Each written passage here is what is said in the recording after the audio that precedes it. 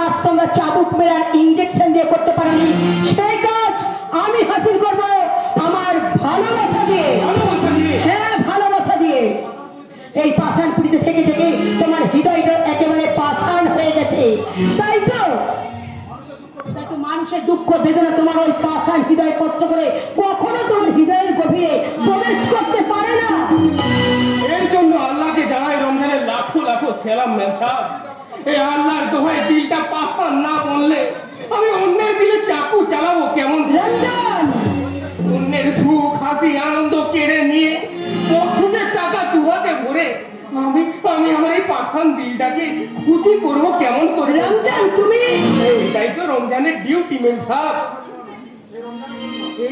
এই রমজানের জন্য যখন কোনো আদমির দু চোখে পানি ধরে তখন খুশির আনন্দে এই রমজানের দু চোখ চকচক করে উঠে মেনসাব, চকচক করে উঠে।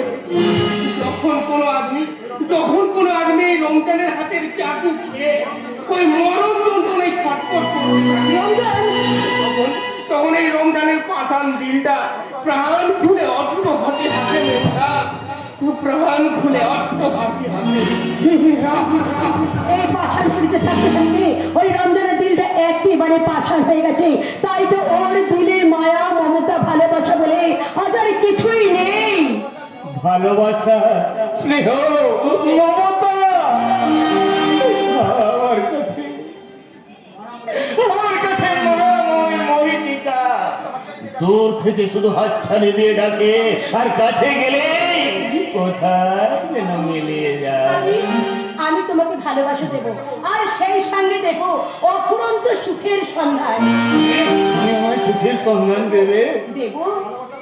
ভালোবাসার মাঝেই যে সুখ লুকিয়ে থাকে, মনের প্রেমের মাঝেই যে অনাসাধ্য শান্তি লুকিয়ে থাকে।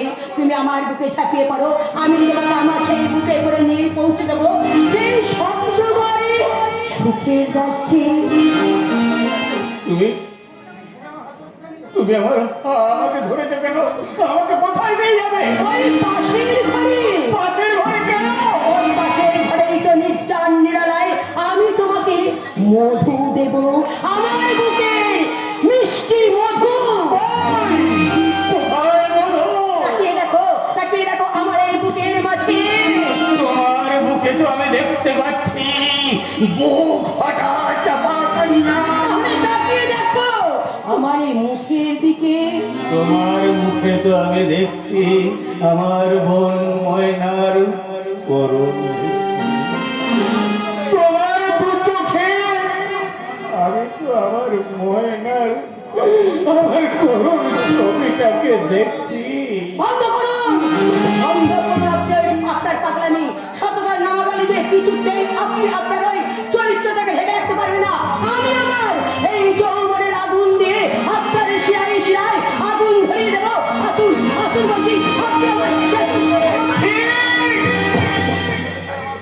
এই কেমনে করে আমার বোন ময়না আমার বুকে ঝাঁপিয়ে পড়ে বলতো, দাদা দাদা তুই ছাড়া যে আমার আর কেউ নেই রে, তুই আমাকে চিরকাল এমনি করেই ভালোবাসবি।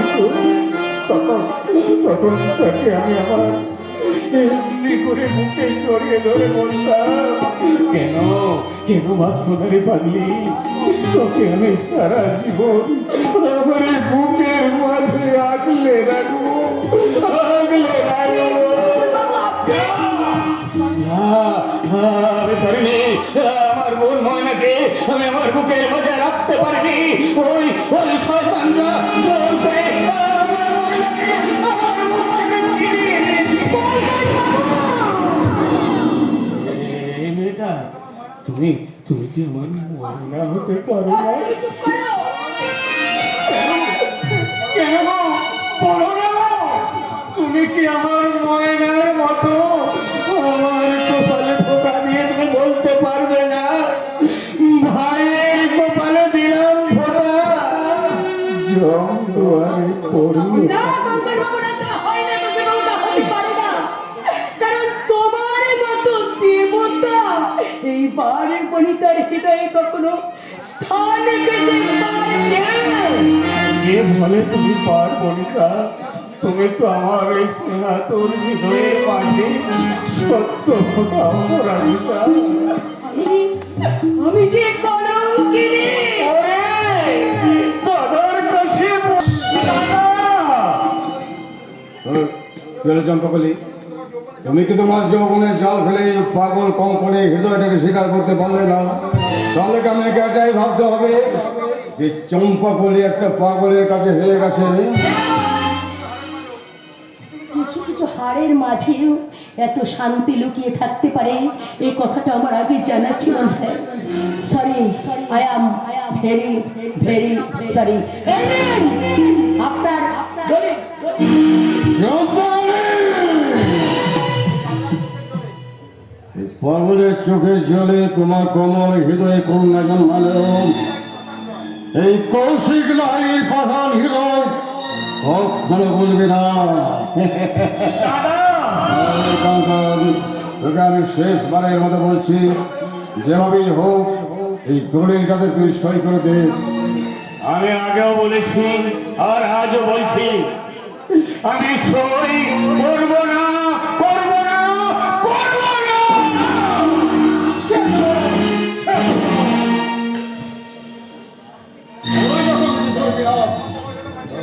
অযোধ্যা বাঁচিয়ে রেখে আমি আমার সময়ের অপচয় করতে চাই না।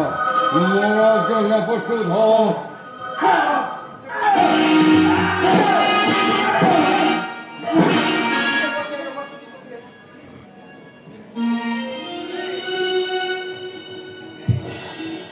বাংলাটা বোধ হয় অজ্ঞান হয়ে গেছে। ইচ্ছে করছে এই অবস্থায় ওকে আমি না না না না না না অত না। রমজান, রমজান, হেমন্ত!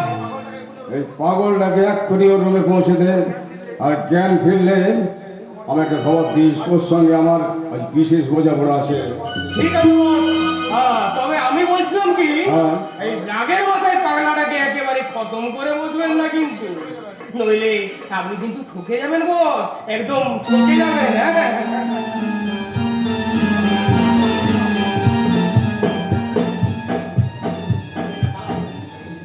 কতগুলো অবস্থা প্রশ্ন আমার মনে ঘুরপাক খাচ্ছে। পাগল কঙ্কনটাকে বস করতে এসে চম্পাকলি বস হয়ে গেল কেন? এত বিষ ইনজেক্ট করার পরও ওই পাগলা কঙ্কনটাকে অবশ করে গেল না কেন? তবে কি বিশেষ মধ্যেই ভেজাল আছে? সেটাই তো স্বাভাবিক কৌশিক। ঈশ্বরের শ্রেষ্ঠ সৃষ্টি মানুষের মধ্যে যদি এত ভেজাল থাকে, তাহলে বিশ্বের মধ্যে ভেজাল থাকবে না কেন? আমি তোমার যোগ্য বিচার করতে পারছি না যে তুমি আমার বাড়িতে এসেছো।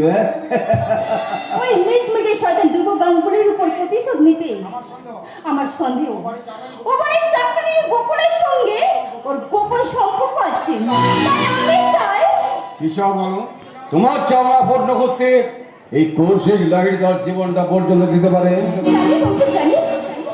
আর সেই জন্যই তো প্রথম জীবনে তোমার জ্বলন্ত যৌবনে আমি ঝাঁপ দিয়েছিলাম। আর যখন তুমি জানতে পারলে যে এই লাহিড়ি পরিবারের সমস্ত পৈতৃক সম্পত্তি এই কৌশিক লাহিড়ি নয়, তার বৈমাত্র ভাই ওই কঙ্কনের, ঠিকই সেদিন তুমি আমার সঙ্গে সমস্ত সম্পর্ক শেষ করে চলে যাবে।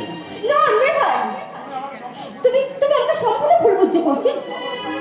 তোমার কোনো স্থাবর অস্থাবর সম্পত্তি নেই বলে আমি কিন্তু তোমার সঙ্গে সম্পর্ক সেট করিনি। তাহলে বলো, কেন তুমি আমার সঙ্গে সম্পর্ক শেষ করেছিলে? সম্পর্ক সেট করেছি তোমার চরিত্রহীনতার জন্য। বিউটি, কারণ তোমার মতো দ্রব্য যদি ওই বকুলের সঙ্গে কোনো ব্যভিচার চালিয়ে যায়, তুমি আমাকে কি করতে বলছো? ওই চাকরানি বকুলটাকে গান করে বাড়ি থেকে তোমাকে তুলে নিয়ে আসতে হবে। আর বিনিময়ে কৌশিক লাহিড়ি কি পাবে? কেন? তোমার এই স্বপ্ন সুন্দরী বিউটিকে পাবে?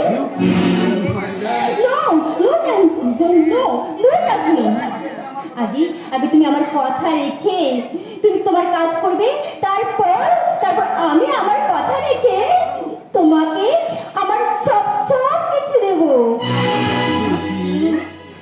Bye. Right! ব্যর্থ প্রেমের জ্বালা থেকে আমি তো রেহাই পেতে চাই। এই বিউটিকে নিয়ে আমি তো একদিন সংসার করতে চেয়েছিলাম, না এখন শুধু ওই গাঙ্গুলি বাড়ি থেকে বকুলকে যদি তুলে আনা যায়, না না না না না না না, দেয়ালের কান আছে। শুধু মুখের কথা নয়, তোমাকে কাজের কাজ করে প্রমাণ করতে হবে তোমার তোমার কর্মক্ষমতা, তোমার যোগ্যতা, তোমার ভালোবাসা ওই বিউটির কাছে প্রমাণ করে দেবে এই কৌশিক।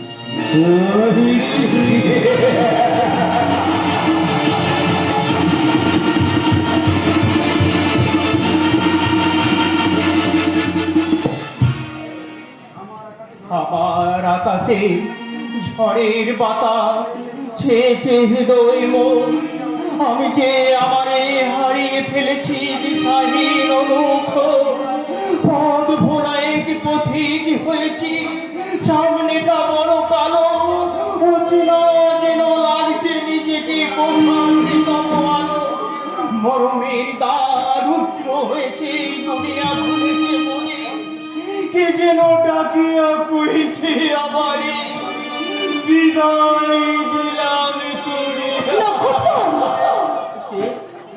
এই সন্ধ্যেবেলা একা একা বাগানে তুমি কি করছো ভাই? আমি কি ভাই, তোমার চোখে জল, তুমি কাঁদছো? আমার জীবনে সমস্ত হাসি যে আজ ফুরিয়ে গেছে দিদি, তাই তো স্বপ্নে রঙে আঁকা আমার জীবনের সমস্ত ভালোবাসার ছবিগুলোকে আমি একটা একটা করে চোখের জল দিয়ে মুছে ফেলেছি। তোমার ভালোবাসা বুঝি হারিয়ে গেছে? হ্যাঁ, হারাবে তো দিদি, আমি যে অর্থহীন অসহায় বেকার, তাই তো আমার সঙ্গে ভালোবাসার নাটক করা যায়, নক্ষত্র, কিন্তু সত্যিকারের ভালোবাসা যায় না দিদি। নক্ষত্র, আমি তো নাটক বুঝি না দিদি, আমি তো বাস্তবকে বিশ্বাস করেই সত্যিকারের ভালোবেসেছিলাম, স্বপ্নে রাঙ্গনো রং নিয়ে সাজিয়ে নিয়েছিলাম আমার শূন্য হৃদয়, কিন্তু দুর্ভাগ্যের কাল বৈশাখী ঝড়ে আমার ভালোবাসার বাসাটা ভেঙে ছাড়খাড় হয়ে গেছে দিদি। শান্ত হও ভাই, শান্ত হও। আমি জানি ব্যর্থ ভালোবাসা বড়ই বেদনাদায়ক, তবু তবু নিজেকে যে শক্ত করতে হবে। পারছি না দিদি, আমি যে এই নির্মম বাস্তবকে কিছুতেই মেনে নিতে পারছি না, আমি বোধহয় এবার উন্মাদ হয়ে যাবো দিদি, আমি বোধহয় এবার উন্মাদ হয়ে যাবো। তুমি শান্ত হও ভাই, শান্ত হও। আমি বলি সময়ের সাথে সাথে সব ঠিক হয়ে যাবে। বাহ বাহ, চমৎকার! বিরহ প্রেমে কি মৃদর্শ শিশু এসেন, মনে হচ্ছে যেন সিনেমা দেখছি। তবে এটা তোমার একটা ইংলিশ পিকচার নয়, তবে কি কোনো ধর্মমূলক ভালোবাসার কাহিনী? ভালোবাসার শব্দটা এক হলো, তার মানে কিন্তু অনেক বদি, তাই উচ্চ শিক্ষিত হয়েও কোন ভালোবাসার কি অর্থ সেটা বোঝার মতো তোমার কোনো যোগ্যতাই নেই। এই ছোট লোকের মেয়েটা দেখছি তোমার মাথাটাকে চিবিয়ে এই সন্ধ্যাবেলায় এই নক্ষত্রকে নিয়ে তুই বাগানে কি করছিস? তোর স্বামী নেই বলে এই নক্ষত্রকে দিয়ে তোর দেহে ক্ষুধা মেটাবি?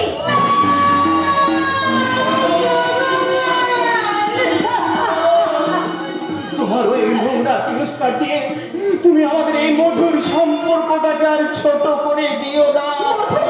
হ্যাঁ, মধুর সম্পর্ক, যে সম্পর্কের কাছে সমস্ত সম্পর্ক ছোট হয়ে যায়, যে সম্পর্কের অধিকারে একজন নারী একজন পুরুষের দীর্ঘায়ু কামনা করে কপালে এঁকে ভাতৃত্বে আর রক্ষা দিল, ওর সঙ্গে আবার সেই সম্পর্ক দিল। থাক ভাই থাক, অন্ধকে চাঁদ দেখিয়ে কোনো লাভ নেই। কেউ না জানলেও ওই ঈশ্বর জানে তোমার সঙ্গে আমার সম্পর্ক কতখানি মধুর। তাই ওরা শত চেষ্টা করলেও তোমার আমার সম্পর্ককে কিছুতেই কলঙ্কিত করতে পারবে না ভাই, কখনো না,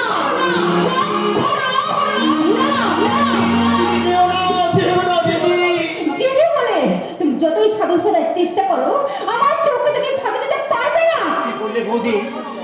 তুমি অন্ধ নক্ষত্র, তুমি অন্ধ, তাই তুমি দেখতে পাও না ওই হৃদয়ে কতটা মধু চলে আসে। বৌদি ওই চাকরির কাছে তুমি কি পাবে নক্ষত্র? এসো, আমি তোমাকে অপরন্ত মধুর সম্মান দেব। আমি তোমার মনের ক্ষুধা কানায় কানায় মিটিয়ে দেব।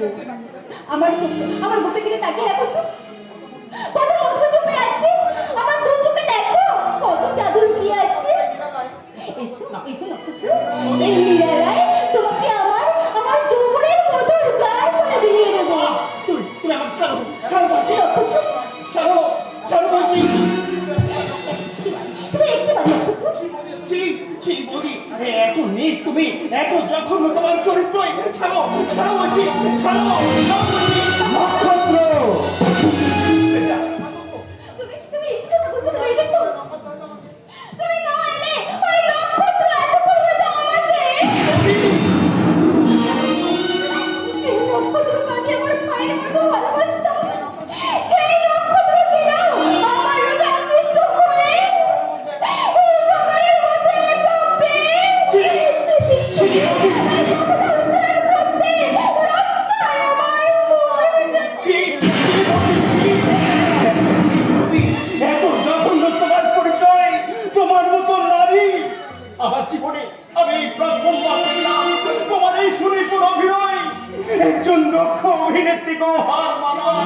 বলি লম্পট, সত্যি যদি আমি লম্পট হতাম তাহলে এত সহজে এই অদ্ভুত অবস্থায় তোমার সামনে দাঁড়িয়ে কথা বলতে পারতো না বৌদি।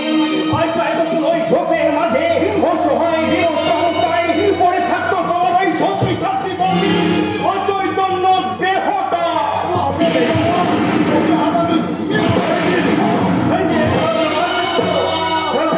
কি করেছে ও? আপনার মেজর ছেলেকে জিজ্ঞাসা করুন, কারণ আপনার মেজর ছেলে নিজের চোখে সব ঘটনা দেখেছে। কিসের ঘটনা? তুমি বলো ঠাকুরপো, কারণ লজ্জার কথা আমি বাবার সামনে কিছুতেই বলতে পারবো না। লজ্জার কথা? হ্যাঁ বাবা, নক্ষত্রের সন্ধ্যাবেলায় বৌদিকে একা পেয়ে এই বাবার বাড়িতে বৌদি শিরোধারী না।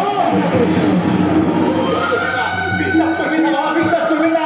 ওই চরিত্রহীনা চক্রান্তকে বিশ্বাস করি। আপনি আমায় ভুল বুঝবেন না বাবা, আপনি আমায় ভুল বুঝবেন না। দাদা, এই মুখে আমি কাউকে দেখাবো না, কাউকে।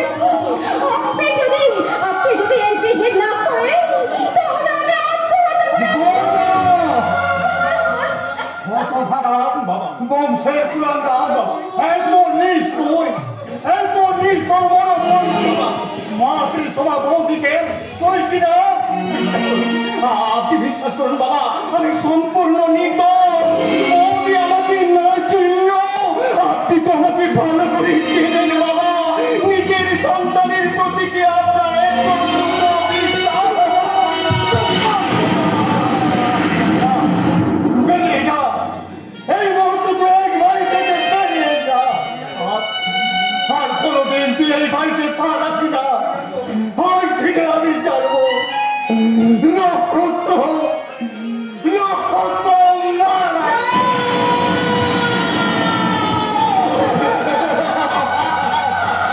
ফিরিয়ে দাও, ওগো তুমি তোমার কথা ফিরিয়ে দাও। আমি জানি আমার নক্ষত্র সম্পূর্ণ নির্দোষ। ওই বৌমাই তোমাকে মিথ্যে কথা বলেছে। বৌমা মিথ্যে কথা বললো? তোমার পেটের ছেলে অর্ঘ, সে তো মিথ্যে বলতে পারে না বাবা। আরে, স্বার্থের মোহে আজ ওরা সব কথা বলতে পারে। তাই তো আমার নিষ্কলঙ্ক এই নক্ষত্র চরিত্রে ওরা কলঙ্কের কালে ছিল। নক্ষত্র, একটিবারের জন্য বলতো বাবা, এই তুমি মিথ্যে প্রতিবাদ করে একটিবার বল, তুই এই কাজ করিস রে, করতে পারি না। বল না বাবা, একটিবারের জন্য বল।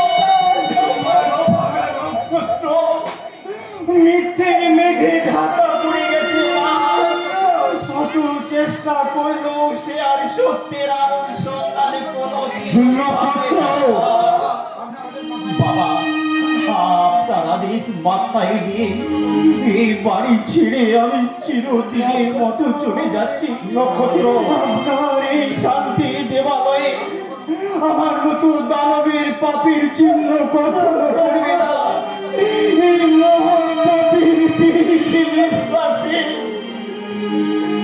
বিষাক্ত হবে না আপনাদের সুখের পরিবেশ। নক্ষত্র, বৌদি, বৌদি গো, যাবার সময় তোমার কাছে আমি একটা অনুরোধ করে যাই, তোমার কাছে আমি শুধু একটা অনুরোধ করে যাই।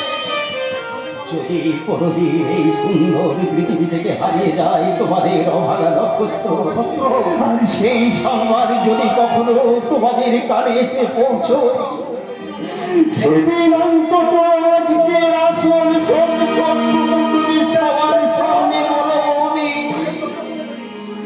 আর সেই সত্য শুনে যদি তোমাদের দু চোখে দু ফোঁটা বেদনার অশ্রু ঝরে পড়ে, তাহলে আমার অশান্ত আত্মা শান্তি পাবে, অশান্ত পুত্র আর মেলা।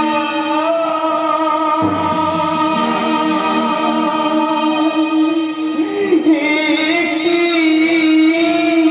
কথা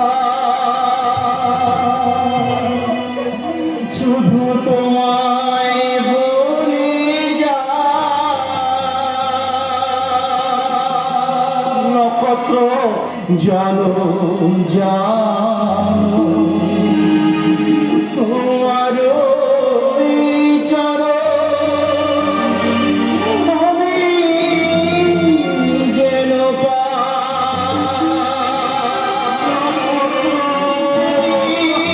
আমি থাকবো না মা তোমাদের মাঝে, একটা চাঁদের প্রদীপ জ্বালিয়ে দিও, তুলসী তলার মাঝে একটা চাঁদের